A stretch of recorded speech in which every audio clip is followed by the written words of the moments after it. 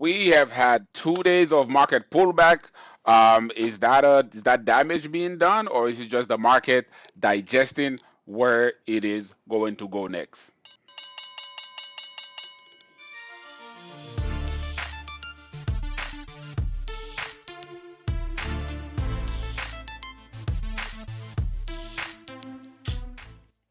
All right, all right. We've had those 2 days of market pullback. The market has taken some a breather a little bit. We had a few days of warning. That's a big jump. If we jump right on the chart, you guys can see exactly what's going on right now. We have pull up right here, and now we're doing a bit of a pullback. Is that really what's going on? Is that a bit of market digestions, or are we actually just have seen some damage being done where we're going to do a major pullback? So tomorrow we talk about that with the economic calendar yesterday, guys, in the live. So tomorrow we do have FOMC minutes coming out. I believe around 1 p.m. Eastern time. So is the market just taking some time and just waiting to see what happens, or is that the warning signs? The blinkers going off and say, hey, you know what? You guys may not like what those guys going to put out, so be careful. Either way, I'm being very vigilant and very patient and very careful right now. So again, what we're looking at, if we're looking at the MACD, what we can see in the MACD right here, we do still have that bullish divergence right there in the MACD. Let me make sure you guys can see that clearly. You can see it. You have that bullish divergence right there in the MACD. You guys can see that right here. And when you look at this chart, right? So if you're looking at this chart, what is one thing that we also noticing, right? So we have this would be our right here. We have our resistance. We popped above it. The other day we popped above it. I mean, we moved that. So we popped above it, and we did not have continuation, guys. So is this going to be a false breakout where we move back to the downside? We don't know, but we have to keep the likelihood, right? So there's two patterns in place right now. Right now, what do we see? We can clearly see we have a potential double top in the S&P 500. That's the SPY. I'm reviewing the SPY, by the way, guys. That's the daily. We can see that right there. We can have that's a double top, perfect double top forming. At the same time, if we are looking at the trend currently, if we're looking at the trend, we take the previous low and put it with this low, and we connect that, so we're still on an uptrend. In the short term, still uptrend. Okay, so if we take that and we move that up, why, there you go. What we see here, we still have potential to go way up there. That's it. That's 700. All right, I've been talking about that. That's the target I have for end of the end of the year. Right now, this seems highly unlikely, but we're still keeping the faith. But guess what? If we don't get all the way there, I'm fine with that, because guess what? When we had this pullback done, I'm sorry, guys. When we had this pullback done, right in this level, all the way down to 650, I was calling 600. I mean 700. That's what I still believe, 700. When we push up, okay, then we pull all the way back here. You guys can see the videos. You guys can go check it, right? This is on record. You guys can go check it. I was still calling 700. All right. Now we did this and pulled right back down. Out right at this level. I was still calling 700. I'm not going to stop calling 700 now. Although this right now this seems shaky, but you know what? I have been calling for that 700 target for a while now, and if we don't get there, but we know we got close, I'll take it. All right, calling for 700 at 650, and got I'll say about what, a 40-point move out of that. That's good money. I'll take it. I'll take it. All right. We can't have, it seems like the market is telling me I cannot have my cake and eat it too. But that's all right. Okay, so when we go on, let's dig in and see what exactly happened today, guys. Let me do that. If we go in the 4 hours, look at the chart in the 4 hours. Again, that's the trend line I just draw it up. What are we doing? We went up here, We consolidated like really squeaking up, and then we fell. As of right now, based on what we're looking at, there are some warning signs I really do not like. This is that I'll be frank about that. There are some warning signs I don't like. Reason why we closed below the 9 EMA. I don't like that. I don't like the fact that we close below the 9 EMA, but we are still above the 21, so that's okay. And again, we are having that at a strong resistance level. That's that all-time high resistance level. All right, but at the same time, if you take a step back and really see the bigger picture, we are on an uptrend. Okay, we on it. How do I know that? Because if we're looking right here, what do we have here? We have a low and we have a higher low. So we are on an uptrend. We're still uptrending, but at the same time, we are going to be very careful. We're going to be very fluid. We are going to take whatever the market give us. All right. Take a quick look at the 2 hours time frame. Again, we can see what exactly is happening in the 2 hours. The 2 hour as of right now does not look very reassuring, because in the 2 hours we are below both of these right now. We're below the 9 and the 21, and we have that death course with the 9 EMA coursing right above, right down the 21. So that's all indication that we might be going down. Is it possible that we're going to do this, right? Maybe we'll pull right down, and then the minutes come out, and then we curve back up to go to new heights. That is possible. I would even go as far as saying that is highly likely. This is what I'm looking at. The 30 minutes, when you dig in the 30 minutes, it actually doesn't look too bad in the 30 minutes. Why am I saying it doesn't look too bad in the 30 minutes? This is our good old friend again, guys. We're gonna take a look at that. This is what are we doing? We are doing an inverted head and shoulder pattern. Right down here, what we're seeing is what? This is our shoulder, left shoulder and right shoulder support level. That's what that's supposed to be. This is the line. This is the line. This is the level we don't want to give up these levels. Okay, um, that's what we're looking at. So far, I mean, we are on shaky ground. So be careful, trade carefully. That's what I would tell you guys. Just trade a little carefully. But isn't it interesting? Yesterday I was telling you guys, hey, based on the way the market is right now, it does not seem like we showing any type of bearish signal. The VIX is really dormant. Don't really show any signs of life, but at the same time, be very very careful. I kept saying, be careful, be careful. Why? Because this might drop.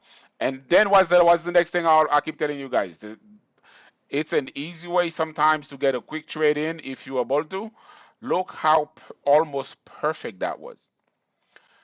This did what? Because we opened up way below, we gap down. When we gap down, always look at to see if we might go and just retest the previous day low when we gap down. Okay? This is something that happens very, very often. All right? And if we gap above, more often than not, we would go come down and test the high of the previous day candle. A lot of times, this is what the market is going to do. So you have to pay attention to things like that, and don't get fooled thinking, oh, the market is about to rally. Yes, some days it does, but more often than not, it's just going to test it and push right back down. Because why?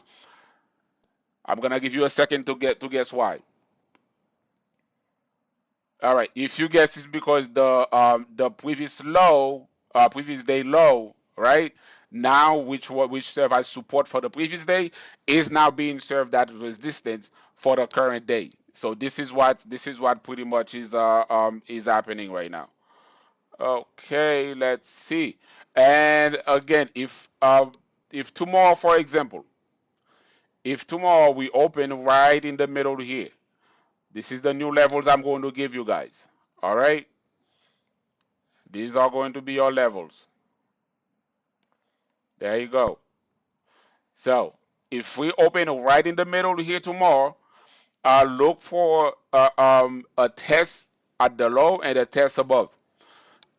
excuse me, a lot of times this is what happens. The market would open, test the bottom of the previous day if it's an inside candle, and then move right up to go test the high or even break above. All right, but more often than not, this is what you're going to see. And then, of course, if you see a break below, then you know how to trade. If you see a trade above, then you know what to do. All right, so make sure you watch those levels. Now, if we take it a quick look at the Qs, let's take a look at the Qs. The Qs, we talked about it. I was telling you guys that I do not feel very comfortable with the Qs because of where it was. And it was literally, it closed. Let me just get these noise out of the way. So the Qs literally closed right below this level. It closed right. Let me remove that.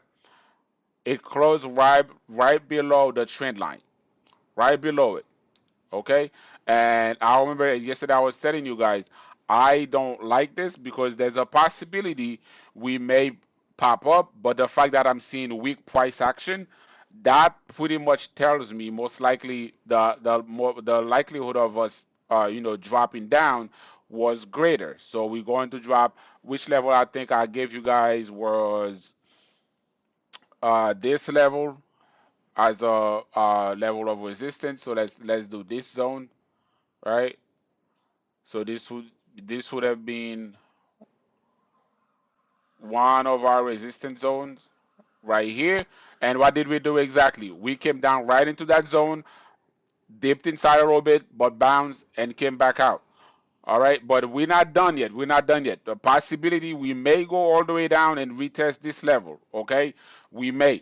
I don't know. I don't have a crystal ball, guys. I wish I did. I wish I did. I would have told you guys everything that was about to happen, but unfortunately, I do not.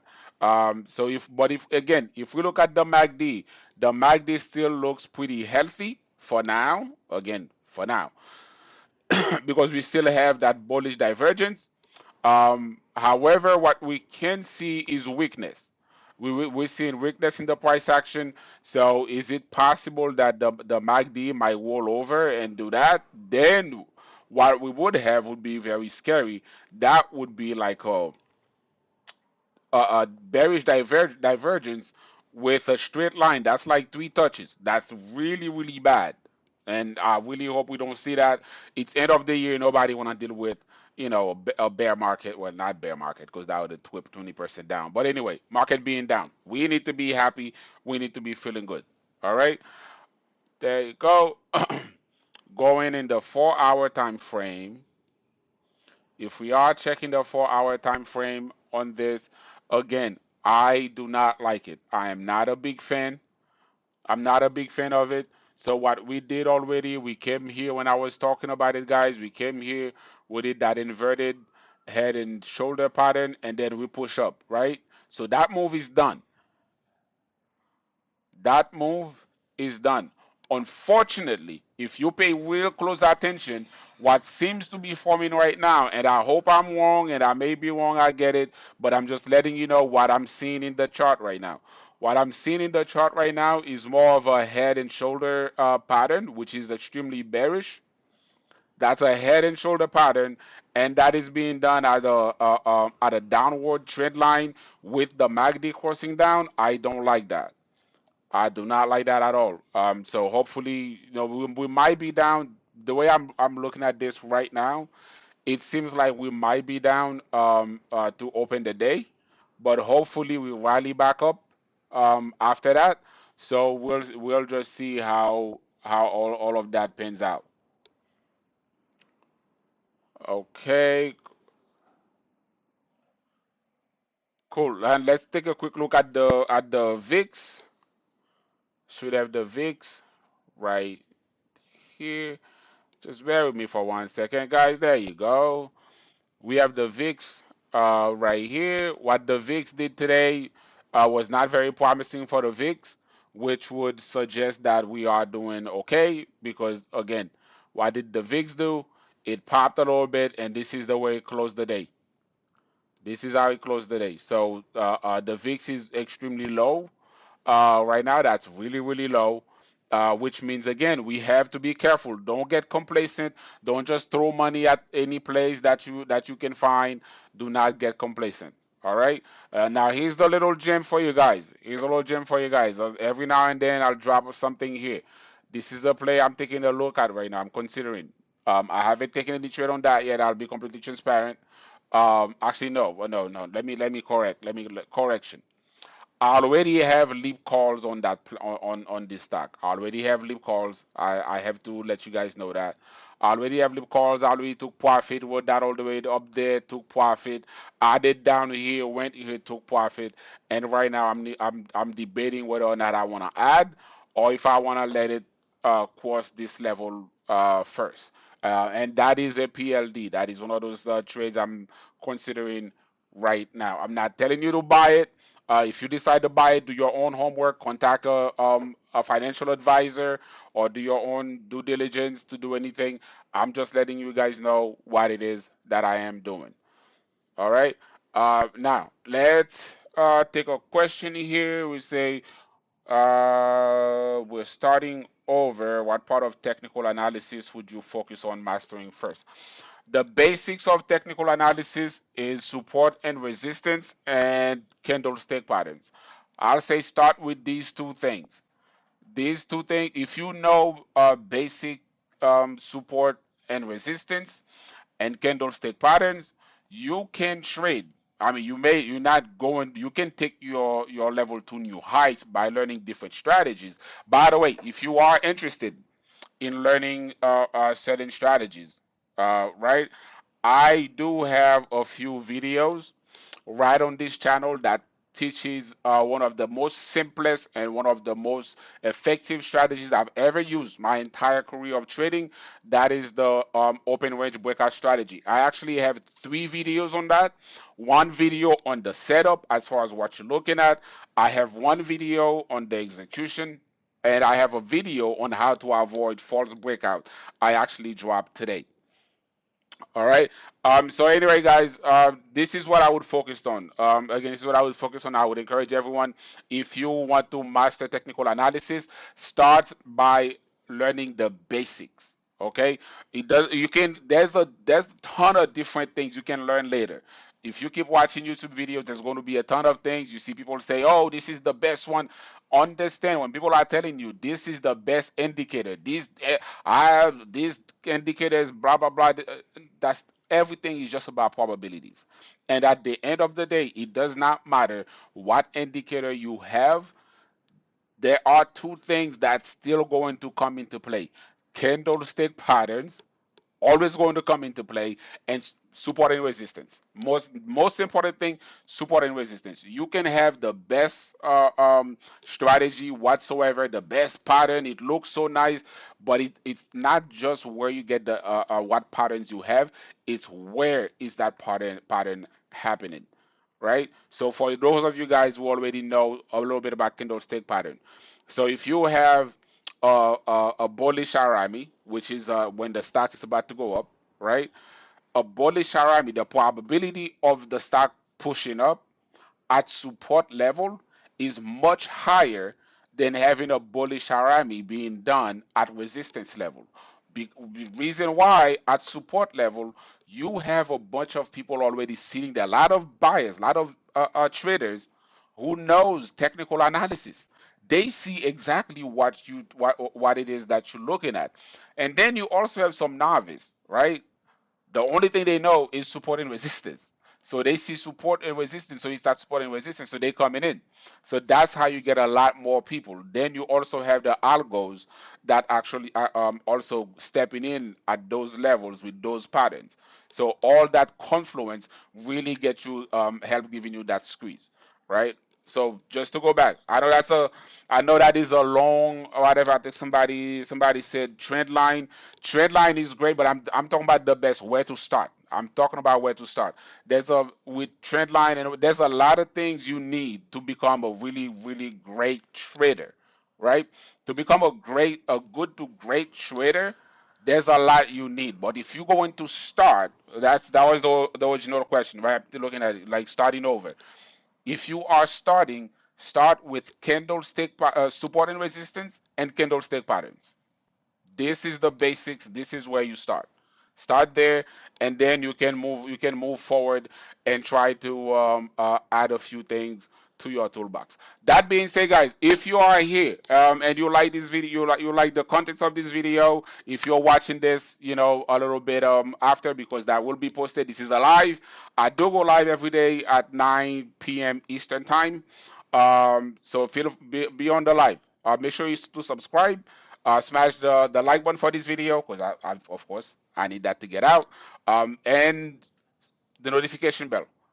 Press that little notification bell so that way when we go live, when we drop videos, you can get that notification so you can come on.